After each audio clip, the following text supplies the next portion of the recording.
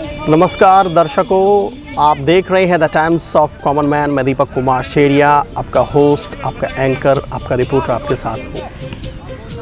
दर्शकों, आज मैं एक ऐसा सवाल उठाने वाला हूँ जो उस हर एक व्यक्ति के दिमाग में ज़रूर आता है जो व्यक्ति वोट देने के लिए जाता है। जैसा कि आप सभी जानते हैं, 5 साल में हम एक बार चुनाव करने के लिए जाते हैं, अपना वोट डालते हैं और अपना नेता चुनते हैं। लेकिन क्या आप जानते हैं कि 5 साल में अगर वो नेता कुछ भी करे, आपकी बात सुने ना सुने या मनमानी करे, तो आप कुछ नहीं कर सकते हैं। वैसे हम वर्ल्ड की सबसे बड़ी डेमोक्रेटिक कंट्री हैं, जनसंख्या के आधार पर, वोट के आधार पर। जैसा कि आप सभी जानते हैं, लोकतंत्र का मतलब है जनता का, जनता के लिए और जनता के द्वारा शासन। लेकिन ये सवाल है, क्या भारत वास्तव में ही एक डेमोक्रेटिक कंट्री है? मुझे लगता है ये सिर्फ और सिर्फ 50% डेमोक्रेटिक कंट्री है, क्योंकि हमें मतदान देने का तो अधिकार है। अगर हम वोट डालने ना जाएं तो हम पर प्रशासनिक दबाव भी दिया जा सकता है, राजनीतिक दबाव भी दिया जा सकता है, सामाजिक दबाव भी दिया जा सकता है। लेकिन अगर कोई चुना हुआ नेता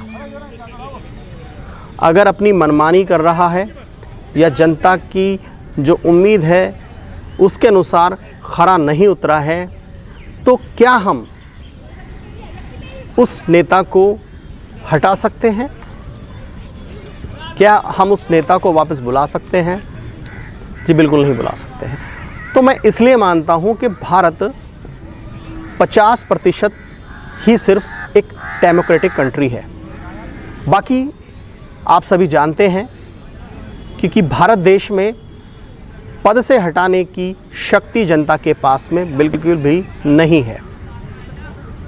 हाँ, बहुत बार ऐसा होता है, अगर कोई नेता कोई सही तरह से काम नहीं कर रहा है तो संसद में ही उसके खिलाफ एक प्रस्ताव पारित किया जाता है। वो प्रस्ताव होता है अविश्वास प्रस्ताव। उसे इंग्लिश में कहते हैं नो कॉन्फिडेंस मोशन। लेकिन जनता कुछ नहीं कर सकती है।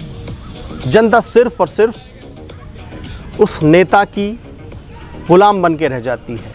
चाहे वो गिड़गिड़ाए, रोए, जनता का कुछ होने वाला नहीं है। क्या आप नहीं चाहते कि आज जो हमारे वास्तविक मौलिक अधिकार हैं उनकी बात हो?